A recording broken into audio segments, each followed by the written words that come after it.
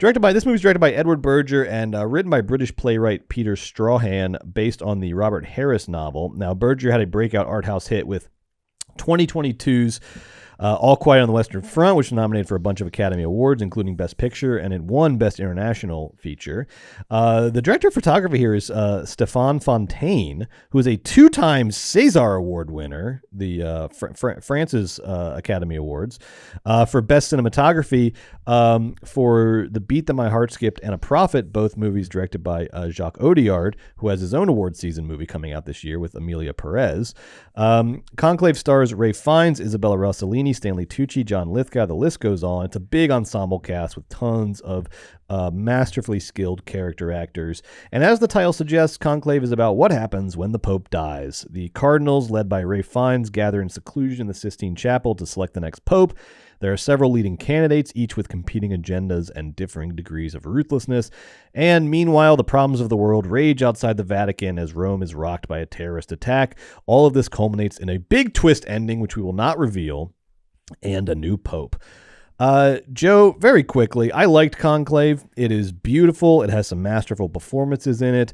But to steal a phrase from the kids, this is the most pick-me movie I've seen so far this year.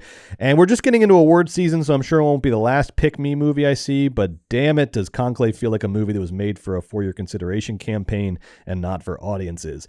It's a movie that mistakes its weaknesses for its strengths and takes its actual strengths for granted, thus leaving it stranded in good movie purgatory and not great movie paradise. Specifically, the best part of Conclave to me is it is a very well executed thriller, which is challenging for a movie that has basically no action, minus it's in the trailer, so we're not giving anything away. But there is one of these terrorist attacks sort of explodes almost into the Sistine Chapel in an incredible shot where part of a window sort of falls onto the cardinals.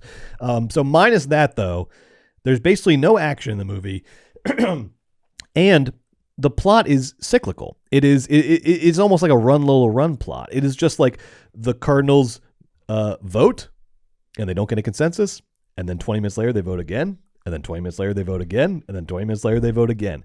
And so for a movie that has basically no action and a kind of sort of intentionally repetitive plot, I thought this movie managed to really build tension in a really effective way and constantly ratchet up the stakes from each vote to the next vote. Because in between the votes, you find out, with Ralph Fiennes playing amateur detective and Isabella Rossellini playing this sort of like source of intel for him, you start to find out more about the pasts and the secrets of the different cardinals who are in the running to be Pope, and then that sort of leaks out and affects the next vote. So I thought it did a great job of kind of like of balancing diversity and consistency in its plot, where you're doing the same thing over and over again, but every time it feels different and it feels more impactful each time. Yeah. So I thought it built the momentum and the tension. It did build effectively, nicely. Very nicely. Yeah. And so for most of the movie, it really nails that like tempo and escalation of a thriller. It really felt like a thriller, a detective story, and I like that a lot.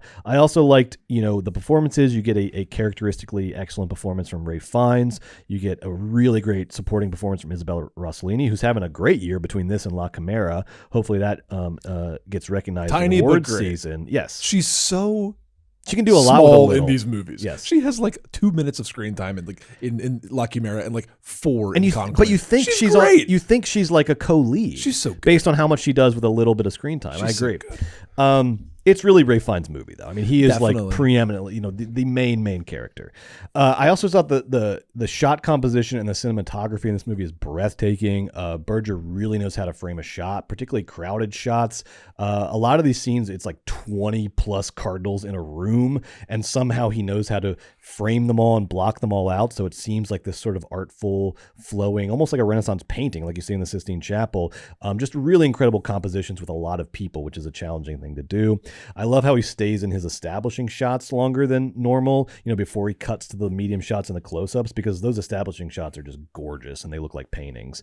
And also the cinematographer we mentioned, Stéphane Fontaine, is crushing it with the lighting and the accent colors. You can just tell he loves doing like Vatican low lighting. He loved that like sort of, directive, and he really has, makes a meal of that.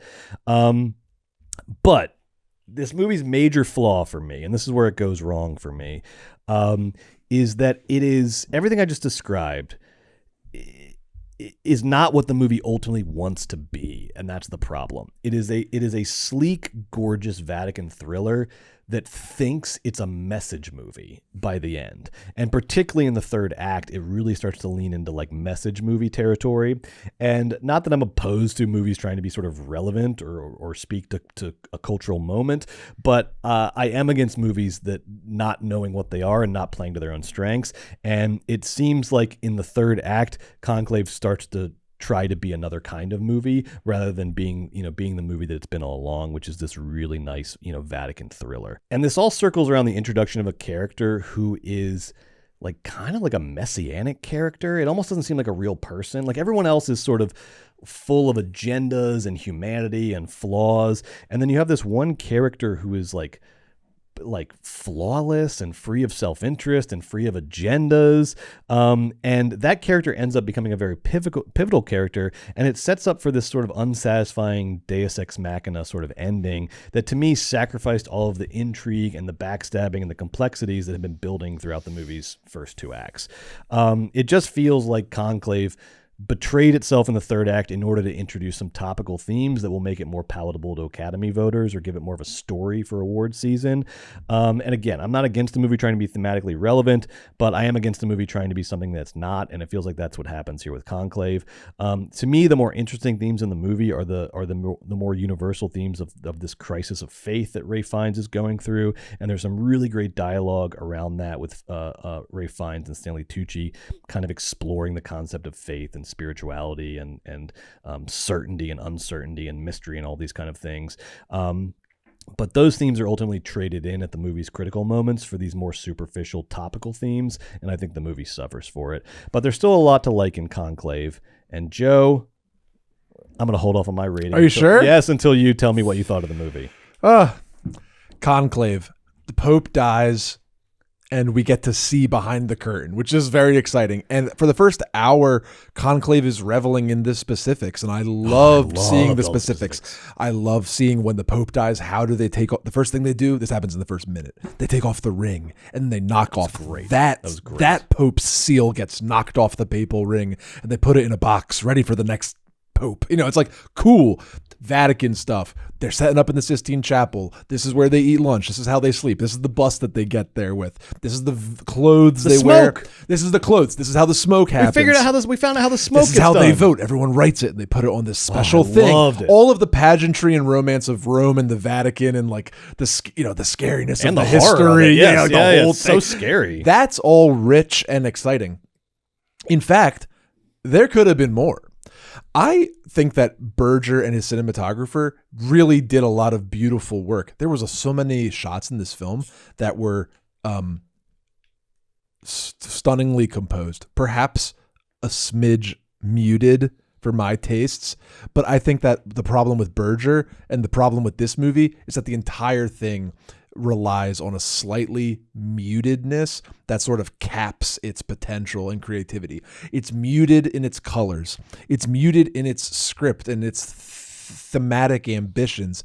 It's muted even in its sense of being what it really is at its core, which is a murder mystery. Yeah. And Ralph Fiennes is like sad Poirot, but he's Poirot. So I don't like this movie could have used some more zip. It could have got in a little tiny injection of the Uncut Gems cocktail. Yes. This movie really could have learned a lot of lessons from Saturday Night. That's my official Conclave review. It should have been more like Saturday Night. It should have been more like Saturday Night. No, but seriously, it had a lot of nice drive and intrigue, but the movie wants you to understand that it's concerned with the interiority of these complex men's lives and the way that their ambition and forgiveness intertwines with their yada yada you. And it's like, for sure. Let's do Pope murder mystery with all of the papal stuff in the Sistine Chapel. You got all these old BritBox people that came out of their houses to see this movie. Give them a Pope murder mystery. The characters like Lithgow is muted. Like Lithgow's in this movie, and he's not doing a like Professor Plum. He's playing like the Archbishop of New York Thomas Dolan-esque sort of miserable fucker. Yeah. You know what I mean? Yeah. Like a mean bad guy who has a lot of power. But he's muted. Stanley Tucci's essentially in his house presenting an episode of like CNN Cocktails with Stanley Tucci. Yeah. He's like the liberal one, which is interesting. Like there is a conservative faction of the Roman Catholic Church and there is a liberal faction of the Roman Catholic Church. And these things were noted, but they weren't nuanced. So I feel like the movie was just like muted in all these different respects. We got this beautiful cinematography, but in the middle, when it came time for the characters to talk, all of a sudden we are relegated to shallow focus, somberness, a bit of a plottingness. Yeah. All of that is me grousing. I did enjoy this movie moment to moment the whole time. I was totally engrossed. It was a great structure. It was a great plot, and it was a fun mystery. I too thought Act 3 was sort of silly, and it sort of reveals that this is a dumb movie for dumb. It's a smart movie for dumb people. Yeah, but like it didn't have to be that. Like I know. It could have just been more fun. A 0.5 more fun, and just enjoy the knife twists a little bit more and enjoy the zips and the zops. The last time I spent time in the Vatican on my TV was on Young Pope. On HBO's Young Pope. Now there's some fucking Vatican intrigue and thematic heft with a little glitz and glam. And Sorrentino brings a little bit of that Italianness. And this movie is so fucking British. Berger's like it's like eating my mush and my peas. That's a great way of putting it. It's my mush and my peas. It needed to be more Italian. It needed Sorrentino. It needed to be more Italian. It really did. Because it's like, you're in the fucking Sistine Chapel. Go ahead and show me some of it. Like, as many beautiful shots as we got, and I am talking about tremendous geometric compositions with impact and force, lovely photography. But so much of like, why are we doing soft focus? Like behind you is the Vatican. Yeah. Let's see some marble. Yeah. Like I get that you're not actually in the Vatican, but like let's spend some money on the marble. And then like Tucci's just like not acting. He's just like, he's being Tucci. He's just like, is Stanley Tucci dressed like a cardinal, just like talking? It's like, okay, that's not acting, but thank you for being in the movie, Tucci. I just wanted more from this movie because I'm watching it. It's good, but this is the British muted mushy peas Vatican, and I like my Vaticans sexy and colorful and mean. That's great. That's a great review, Joe. That's a great Thanks, review. Brett. It is, and you nailed it. It's a movie that, like, instead of building towards a climax, built towards like a soft message and just it built towards a thinker. Yeah, it's like what the Pope died. Like, yeah.